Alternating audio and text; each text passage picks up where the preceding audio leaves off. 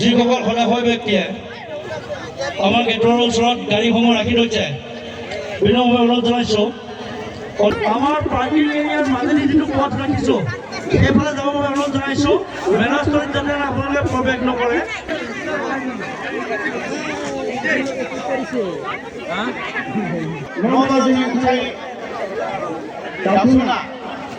নমস্কাৰ, আমি খলাদেউ ৰজাৰ উদিপুৰ মেলাৰ উদযাপন সমিতিৰ তৰফৰ পৰা ভোগালী বিহুৰ প্ৰীতি সম্ভাষণ জনাইছোঁ।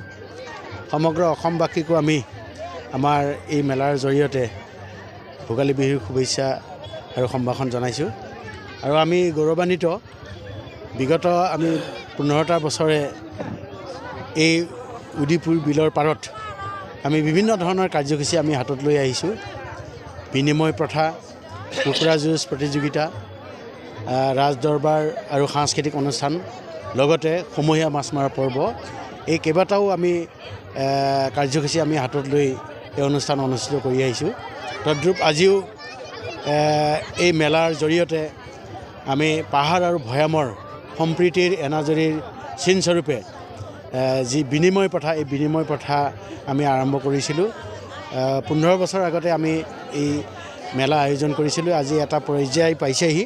গতিকে আমি সমগ্ৰ অসমবাসীক তথা জনসাধাৰণক আমাৰ ফালৰ পৰা আন্তৰিক ধন্যবাদ জনাইছোঁ।